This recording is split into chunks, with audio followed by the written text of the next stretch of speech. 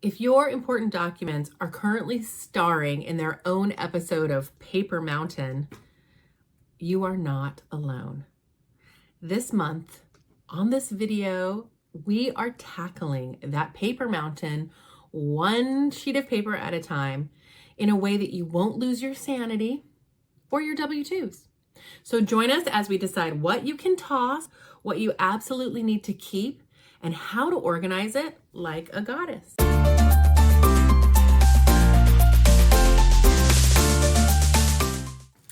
Hi, I'm Unison Frances. I'm a certified professional organizer, and I'm your cheerleader against kicking this clutter and reclaiming your joy in your home.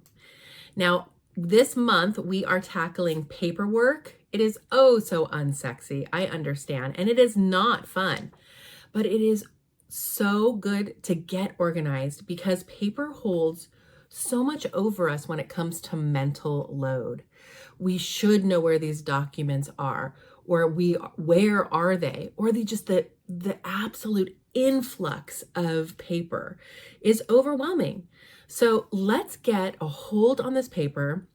If you follow me for the month, if you've got the planner, The Year She Let It Go in March, we're going to break it down into small manageable chunks, and we're going to get through this paper together, and you're going to feel so much better. Just some of that mental load that you've been carrying is going to disappear. Let's do it. This month's topics for paperwork only will be today, what to keep, what to toss, just demystifying what we really need to hold on to. Next week, I'm going to be talking about that inflow of paper, and I'm going to give you my hot tips on how I store my paper before I sort it, and some apps that I use to keep that influx to a minimum. The third week of this month, we're going to talk about the sentimental paper that we hold on to, greeting cards, kids' artwork, photos, and I'm going to go through what I believe to be helpful for me for sentimentality and hopefully pass that on to you as well. In the fourth week, I'm going to teach you how to use an AI prompt that I will give you in order to really set up a filing system that works for you, because honestly, it's all very personalized. So if those feel good, make sure you click subscribe so you can hang out with me all month and get all of those tips on paperwork. And if you don't already have her, please grab your copy on Amazon of The Year She Let It Go 2025 and join us as we really declutter our paper together. Okay, here we go. Let's demystify what we absolutely need to keep.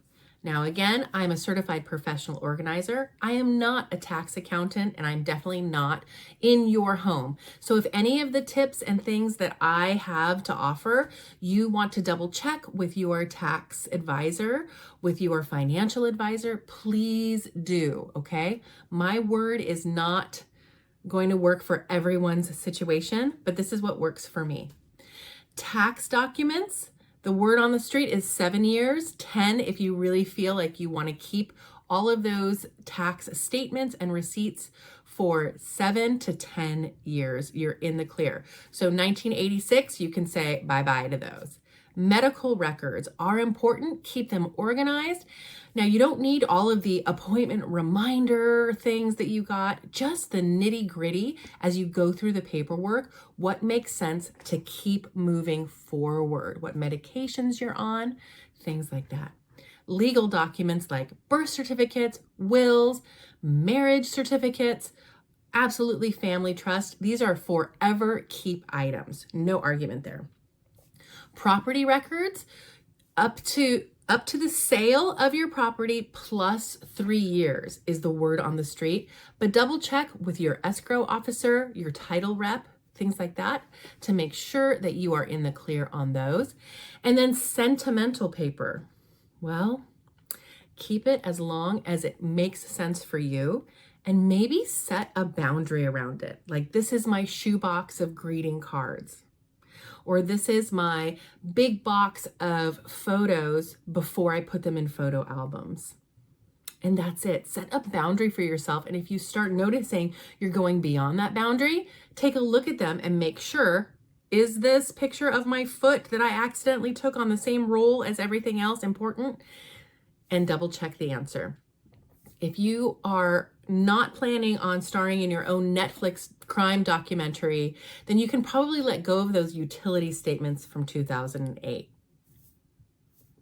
Now let's talk about what it's okay to toss, because your house is not a storage unit.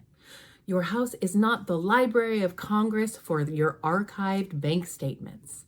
So let's let go of receipts that are over 30 days old that have nothing to do with your tax documents. Now, if it's a big purchase, okay, put that with your tax stuff. Otherwise, if it's like a grocery bill or maybe a new pair of shoes, it's okay to let go. I like to scan them into an app like Everlance, things like that that help you keep track of your expenses paperlessly. Paperlessly, yes. Or next thing to go, how about our bank statements and credit card statements that are over a year old? Or you can just go into your account and press go paperless and never look back. I highly recommend that. How about expired warranties, or maybe warranties that you never really signed up for? I know. And here's a big one, manuals. The manuals that come with everything you buy. I toss them because honestly, when this thing breaks, what I do is I go online and I search. You can search the model number, you can search the brand, and you can find everything you want right there at your fingertips on the interwebs.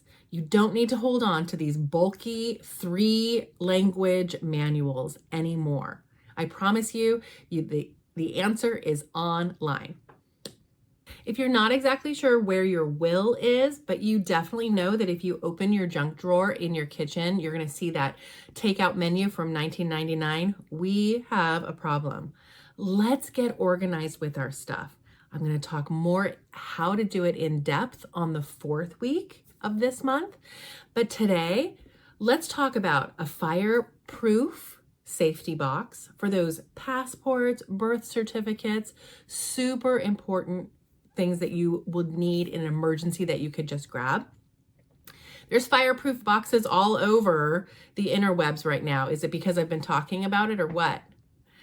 Then a filing system. Let's get you set up with a filing system that has big categories in it, like legal, like home, like financial. These are big, and medical, big categories that you can then file within to stay more organized. Pest control, where does that go? Home. Just little things like that. And we're going to use AI to put it all together at the end of this month. Poof, our paperwork is all organized, tossed, shredded, not a paper to be seen.